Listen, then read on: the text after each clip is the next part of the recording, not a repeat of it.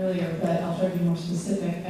I'm always interested in your process, and I'm curious if you have one or two, what I would say is were the holy grails or nuggets that you find. I mean, you get access to such great collections and interviews and pictures and video.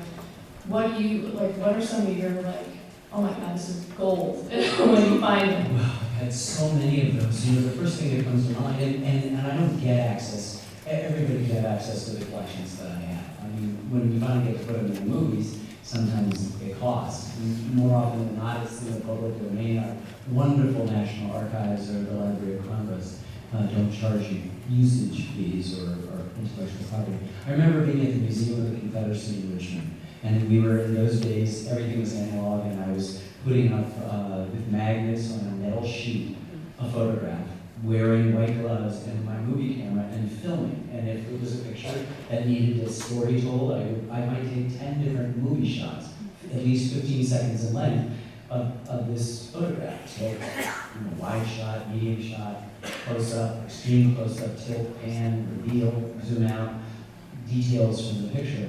I got through all the stuff that I wanted to shoot and asked the curator there if he had anything else. He says, I just got a box of copy prints. I went through them, and it was everything I'd seen. Some were fly-specked or dog-eared and wouldn't have really been effective. But at the bottom, underneath the fold of this cardboard box, I pulled out a picture, and I had never seen it. I thought I'd seen every single photograph in books and photographic surveys of the Civil War. I was just traveling around the country trying to collect and get the ones that I knew I wanted to try to tell the story. And it was a picture of Robert E. Lee that I had never seen. The best moment I've ever had in an archive. I said to this guy, whoa, I've never seen this picture of Robert E. Lee. And he said, neither have I. And he had this enigmatic Mona Lisa smile. I can still remember this like 1987. It was like this yesterday. It's so great. Thank you again for coming and for creating this. I It's can't been even my begin to express my giddiness about I can't wait for this to me chomping at the bit. Okay, let's jump I named my daughter Eleanor, and I am proud to work at Roosevelt University, which is one of the Yeah.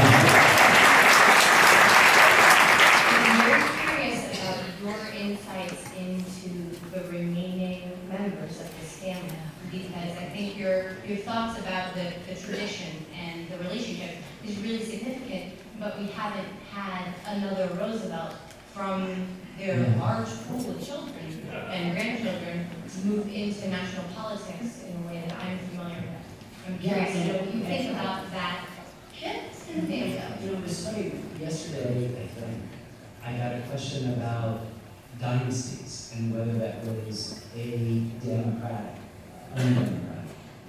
And your question was the other side of that.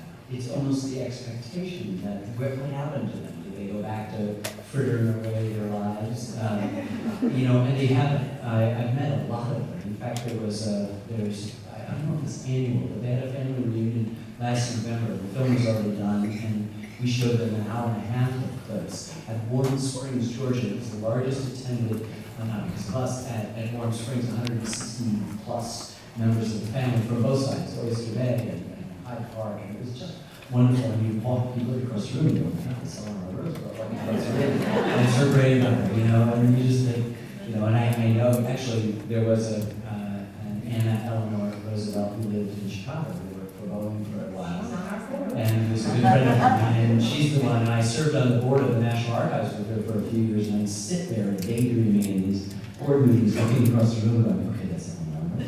And it's really great, but they're doing things in business, and they're doing things in art, and they're serving the public, and it may not be that we require them, and maybe we don't need them. I mean, why do we have two Adams as presidents, two Harrison's presidents, two Roosevelt's presidents, two Bush's presidents, maybe two Clinton presidents? We thought we might get two Kennedys, but that didn't happen.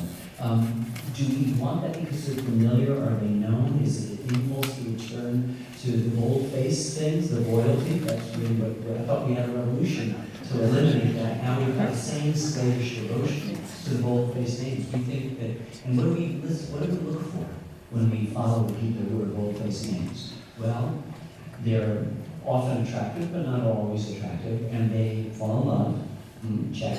We do that too. They get married. We do that too. They have children. We do that too. They have trouble in their marriages. That happens to many of us. They get divorced. That also happens. And they die. So we've devoted our lives, and we buy billions of dollars of magazines a year just to follow people doing exactly what we do.